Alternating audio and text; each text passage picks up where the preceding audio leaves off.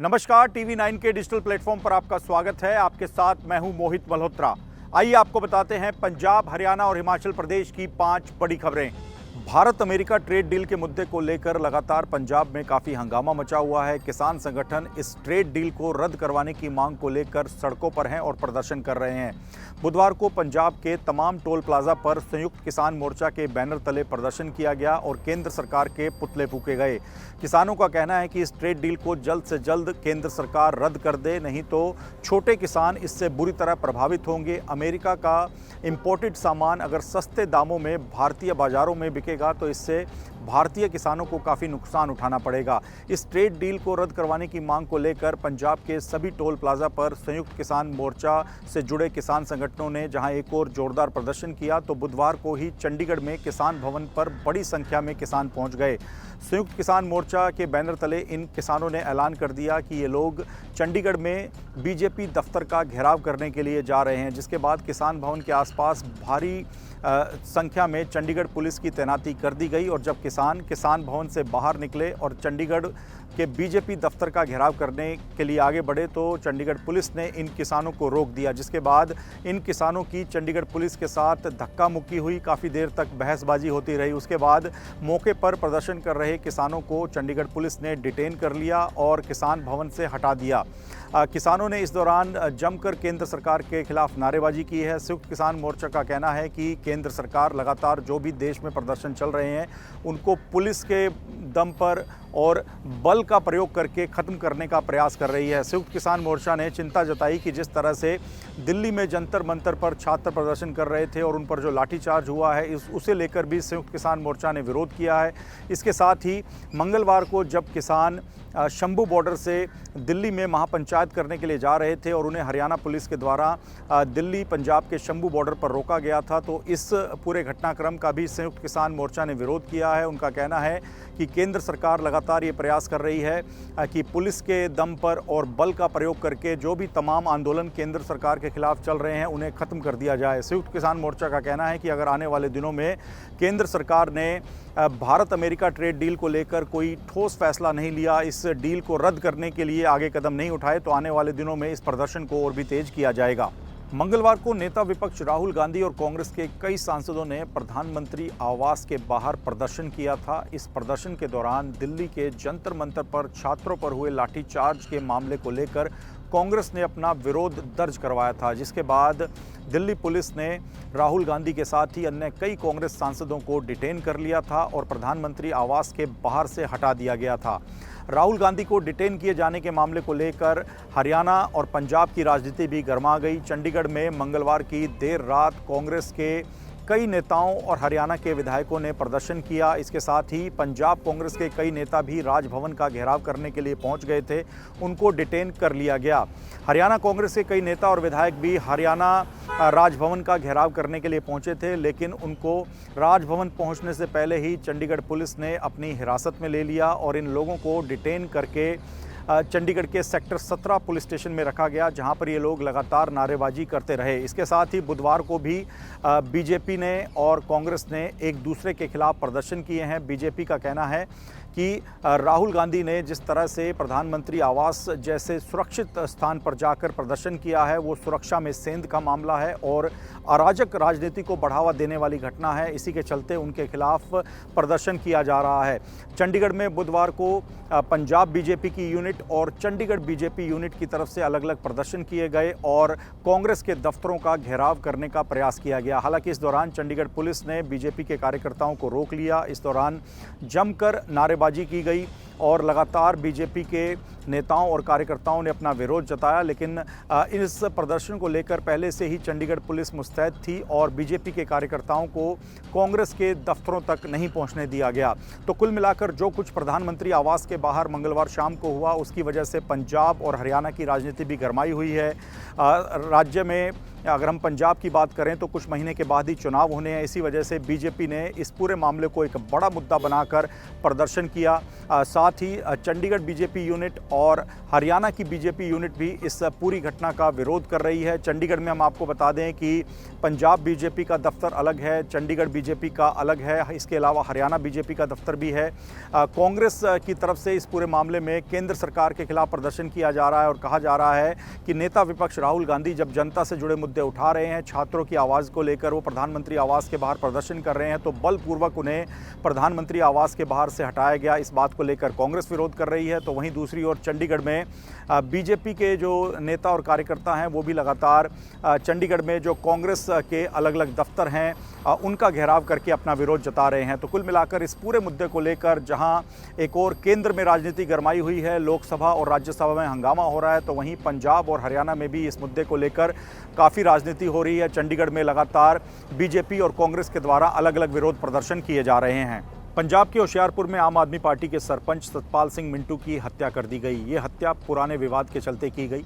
बताया जा रहा है कि करीब 15 से 20 हमलावर 2 गाड़ियों और मोटरसाइकिल पर सवार होकर मंगलवार की देर रात सरपंच के घर के बाहर पहुंचे थे और घर के बाहर पहुंचने के बाद उन्होंने पार्किंग विवाद का बहाना करते हुए एक झगड़ा करना शुरू कर दिया। अपने घर के अंदर मौजूद सरपंच सतपाल सिंह मिंटू को लगा कि शायद उनके गांव में पार्किंग विवाद को लेकर झगड़ा हो रहा है और उन्हें इस झगड़े को सुलझाने के लिए जाना चाहिए। जैसे ही सरपंच सतपाल सिंह मिंटू अपने घर के बाहर निकले तो पहले से ही घात लगाकर बैठे हमलावरों ने उन पर तेज़धार हथियारों से हमला कर दिया और हमलावरों ने अपनी गाड़ी भी सरपंच के ऊपर चढ़ा दी, जिसके कारण सरपंच सतपाल सिंह मिंटू गंभीर रूप से घायल हो गए। जब उन्हें अस्पताल ले जाने का कुछ परिजन और आसपास के ग्रामीण प्रयास कर रहे थे तब भी उन पर हमला करने की कोशिश की गई। हमलावरों ने उनकी गाड़ी को रुकवाने का प्रयास किया, लेकिन सरपंच के बेटे ने मौके से अपनी गाड़ी को दौड़ा लिया और सरपंच को अस्पताल पहुंचाया, जहां पर उन्हें मृत घोषित कर दिया गया। इस पूरी घटना को लेकर जो जानकारी सामने आई है और घटना के चश्मदीद गुरिंदर सिंह गोल्डी ने पुलिस को जो बताया उसके मुताबिक मंगलवार की रात करीब 8 बजे 15 से 20 ये आरोपी थे जो कि ऑल्टो और फोर्ड फिगो कार में सवार थे। इसके साथ ही मोटरसाइकिल पर भी कुछ हमलावर गांव में पहुंचे थे और इन लोगों ने सरपंच के घर के बाहर पार्किंग विवाद का बहाना करते हुए झगड़ा करना शुरू कर दिया और जब पूरे झगड़े को सुलझाने के लिए सरपंच अपने घर से बाहर आए तो उन पर यह जानलेवा हमला किया गया। इस पूरी घटना को लेकर जानकारी ये है कि सरपंच के पद पर रहते हुए कुछ दिन पहले सतपाल सिंह मिंटू ने 2 पक्षों में जारी पुराने विवाद का समझौता करा दिया था। इस समझौते को लेकर दूसरे पक्ष का आरोप था कि एक तरफा बात सुनकर पंचायत के सरपंच के तौर पर सतपाल सिंह मिंटू ने एक पक्ष की ज़्यादा तरफदारी की है और वो इस समझौते से नाखुश थे। इसी पक्ष के लोगों ने ही बताया जा रहा है कि सरपंच को टारगेट किया, उनके घर के बाहर आकर उनको झगड़े के बहाने से पहले बाहर बुलाया गया और उसके बाद उन पर तेज़धार हथियारों से हमला किया गया और फिर गाड़ी चढ़ाकर उनको लहूलुहान कर दिया गया। इतनी बुरी तरह से गाड़ी सरपंच पर चढ़ाई गई कि जब उनको अस्पताल पहुंचाया गया तो डॉक्टरों ने उन्हें मृत घोषित कर दिया है। फिलहाल इस पूरी घटना को लेकर जो भी जानकारी पंजाब पुलिस को मिली है उसके आधार पर मामले की जांच की जा रही है। जो 15 से 20 हमलावर गांव में पहुंचे थे और जिन्होंने आम आदमी पार्टी के सरपंच पर हमला किया उनकी भी पहचान कर ली गई है, उनको गिरफ्तार करने के प्रयास किए जा रहे हैं। डीएसपी सिटी कुलभूषण शर्मा ने जानकारी दी है कि सूचना मिलते ही पुलिस की टीमें मौके पर पहुंच गई थी, फोरेंसिक टीमों को भी बुलाया गया है।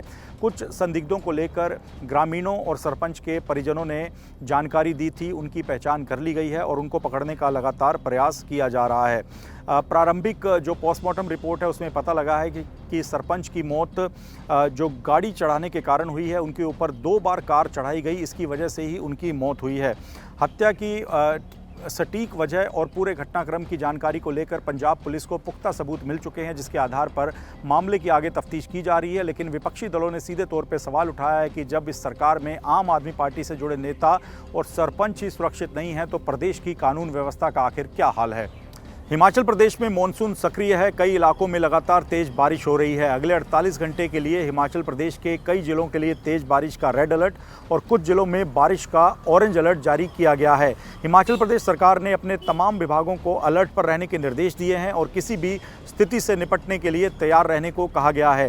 हिमाचल प्रदेश के कांगड़ा जिले में काफ़ी नुकसान की खबरें सामने आ रही हैं। यहाँ पर फ्लैश फ्लड और लैंडस्लाइड की घटनाओं में काफ़ी बढ़ोतरी हो गई है क्योंकि कई जगहों पर तेज़ बारिश हो रही है। बताया जा रहा है कि कांगड़ा की बोह वैली के अंदर कुछ इलाके हैं जिनमें खास तौर पर सपेड़ा और भंगार क्षेत्र हैं जहां पर काफ़ी नुकसान हुआ है। यहां पर फ्लैश फ्लड की घटना सामने आने के बाद काफ़ी भीषण लैंडस्लाइड हुआ है। इसके कारण घरों के साथ ही गौशालाओं और खेतों को काफ़ी नुकसान पहुंचा है। एक गनीमत ये रही कि कुछ घरों को जब नुकसान पहुंचा तो इस दौरान अंदर जो लोग मौजूद थे वो भागकर अपने घरों से बाहर आ गए। उन्हें पहले से ही आपदा के आने का पता लग गया था। इसके चलते इन लोगों की जान बच गई है, लेकिन इनके घर बुरी तरह से डैमेज हो गए हैं। गौशालाओं के साथ ही खेतों को भी काफ़ी नुकसान पहुंचा है।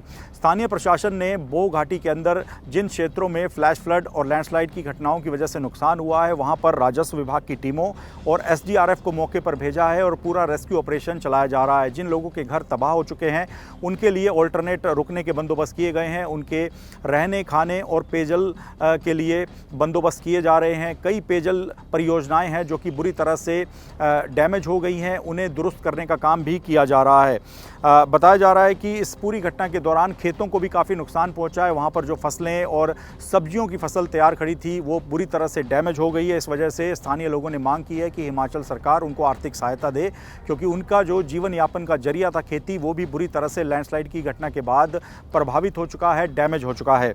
एएसपी कांगड़ा वीर बहादुर सिंह ने पूरे मामले को लेकर जानकारी दी है। उनके मुताबिक एसडीआरएफ और स्थानीय प्रशासन की टीमों ने लगातार राहत और बचाव कार्य को शुरू कर रखा है और प्रारंभिक जानकारी के मुताबिक 15 से 20 मकान बुरी तरह से क्षतिग्रस्त हुए हैं और मलबे में तब्दील हो गए हैं।